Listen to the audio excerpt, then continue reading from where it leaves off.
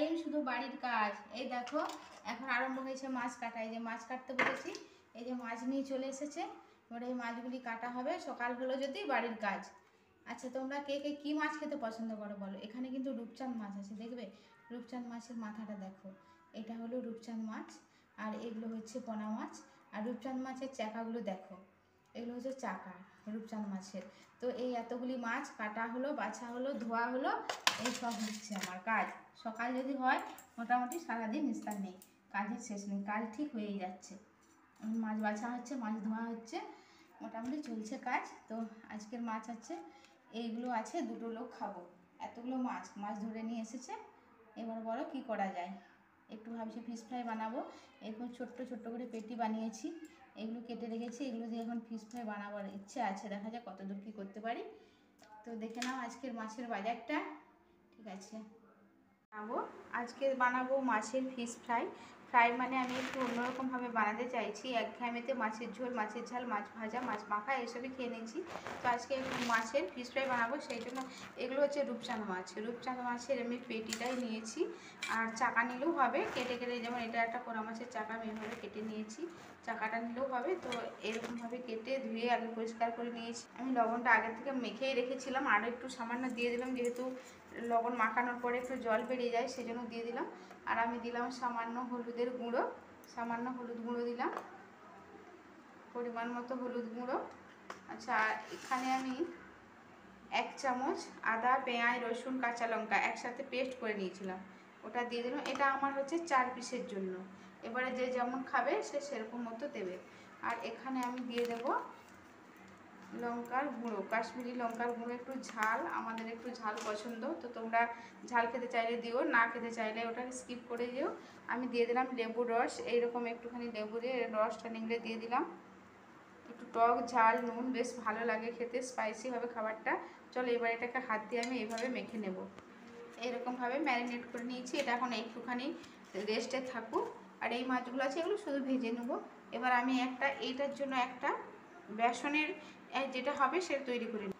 শুকনো কড়াই একটা বসিয়ে দিয়েছি, আর এখানে আমি দিয়ে দেব, আমার তো মোটে 4 পিস মাছ, সেই জন্য আমি দিয়ে দিচ্ছি, এটা কিন্তু বেসন একদম 1 চামচ। একটু পুরো করে কোট করতে হবে, 2 চামচ বেসন দিয়ে দিলাম। বেসনটাকে ঠিক এইভাবে নেড়ে নেব, একদম হালকা আছে, এইভাবে নেড়ে নেড়ে একটু ভেজে নেব।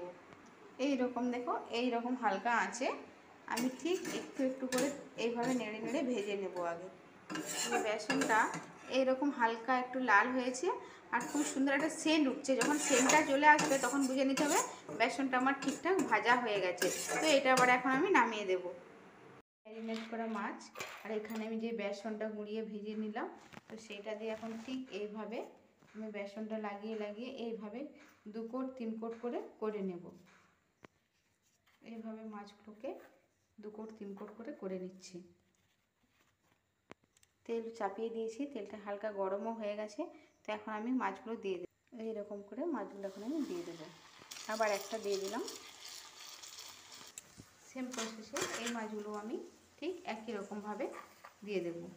কিন্তু এইরকমভাবে ভাজা হয়ে গেছে, একটু কড়া করে ভেজে নিতে হবে, কিন্তু এখানে একদম হালকা আঁচে, একদম হালকা আঁচে ভাজতে হবে, কারণ ভেতরটা ওপরটা এইভাবে পুড়ে যাবে আর ভেতরটা কাঁচা রয়ে যেতে পারে। সেই জন্য হালকা আঁচে দিকে দিকে জালে ঠিক এইরকমভাবে ভেজে নিতে হবে। মাছটা কিন্তু খুব সুন্দর ফুলে উঠেছে, খুব সুন্দর ফুলেছে। দেখো তোমাদেরকে একটু দেখাই, এই দেখো কত সুন্দর ফুলে উঠেছে প্লেটে। আর একদম পুরো পুরো একদম ভেটকি ফ্রাই যেমন হয় সেরকমই হয়েছে। দেখেছো মাছটা পুরো ফুলে গেছে, যেভাবে বেগুনি ফুলে উঠে। এই দুটো আমার হয়ে গেছে, আমি তুলে নিচ্ছি। সেম প্রসেসে এগুলোও দিয়ে দিচ্ছি। এইবার এক ধারটা হয়ে গেছে, আমি আরেক ধারটা ঠিক এইভাবে উল্টে দেব।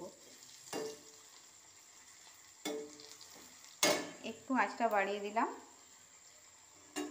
ভাজা হোক। খুব সুন্দর করে উল্টে পাল্টে এইভাবে লাল করে ভেজে নিয়েছি। আর পুরো যেমন বেগুনি ফুলে উঠে ঠিক সেরকমই ফুলে উঠেছে। আর আমি এইভাবে ঘুরিয়ে ঘুরিয়ে আর উল্টে পাল্টে সুন্দর করে ভেজে নিয়েছি। এখন আমি তুলে নেব, এটা আমার একদম রেডি হয়ে গেছে। যে এই দুটো, আর দুটো তো প্লেটে দিয়ে দিয়েছিলাম আগে, এই দুটো দিয়ে দিলাম। একদম রেডি হয়ে গেছে। আর এই আচারটা নিয়েছি, এটা হচ্ছে সরষের আচার, বাড়িতে বানিয়েছিলাম ঝাল আচার সরষের। তো সেটা দিয়ে এখন আমরা একটু টেস্ট করে নিই কেমন হয়েছে। কেমন হয়েছে খেয়ে একটু বলো। আর এটা হচ্ছে ঝাল আচার, এটাতে কিন্তু যেহেতু আমি লেবুর রস দিয়ে রেখেছি, চাটনি মানে একটু এতে অলরেডি টক হয়েই যাবে, সেই জন্য অল্প করে একটু চাটনি নিয়েছি। তোমরা চাইলে টমেটো সস একটু বেশি করে নিয়ে খেতে পারো। কেমন হয়েছে খেয়ে বলো তো। ভালো হয়েছে, ভালো হয়ে গেছে, মানে আমি 100 পেয়ে গেলাম।